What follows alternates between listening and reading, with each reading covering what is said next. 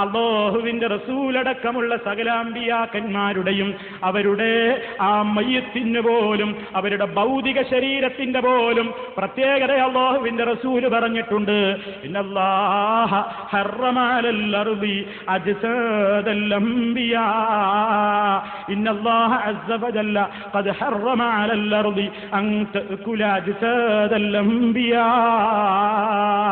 അല്ലാഹുവിന്റെ റസൂല് വിശദീകരിച്ചു തന്നിരിക്കുന്നു, അള്ളാഹു ഭൂമിയുടെ മേൽ നിഷിദ്ധമാക്കിയിരിക്കുന്നു അമ്പിയാക്കന്മാരുടെ ഭൗതിക ശരീരത്തെ മണ്ണ് തിന്നുന്നതല്ല. കണ്ടോ? എന്നാ നിങ്ങൾ അൽമനാറിലുള്ളത് എന്താ?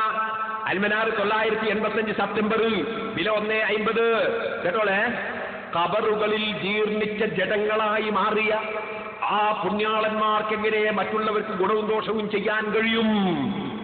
ഇങ്ങനെ റസൂലുള്ളാഹിയുള്ള മഹാന്മാരെ പറ്റി പറയാണ്, ഖബറുകളിൽ ജീർണിച്ച ജഡങ്ങളായി മാറിയ ആ പുണ്യാളന്മാർക്ക് എങ്ങനെ മറ്റുള്ളവർക്ക് ഗുണവും ദോഷവും ചെയ്യാൻ കഴിയും? എന്നിട്ടൊരായത്തൊക്കെ കൊടുത്തിട്ട് അവസാനം പറയാണ്, നബി തിരുമേനിയുടെ റൗളാ ശരീഫിൽ വന്നു അവിടുത്തെ വിളിക്കുകയും സഹായമർപ്പിക്കുകയും അള്ളാഹുവിൽ ശുപാർശ നടത്താൻ അപേക്ഷിക്കുകയും ചെയ്യുന്നവരും ഇക്കൂട്ടത്തിൽ പെടുന്നു.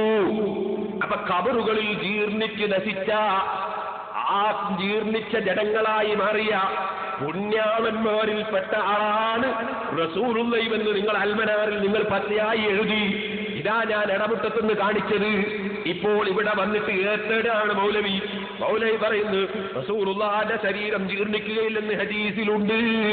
അത് കഴിഞ്ഞ എന്റെ പ്രസംഗത്തിൽ ഞാൻ അതിന്റെ തെളിവുകൾ ഖുർആനി ഹദീസിൽ നിന്ന് വലിച്ചങ്ങ് പറഞ്ഞപ്പോ മൗലവി ഇപ്പോൾ സമ്മതിക്കുന്നതാണ്. മുസ്ലിമീങ്ങളെ, നിങ്ങൾ കേട്ടത് അതാണ് പോസ്റ്ററിൽ മുജാഹിദീങ്ങൾ എഴുതിയത്.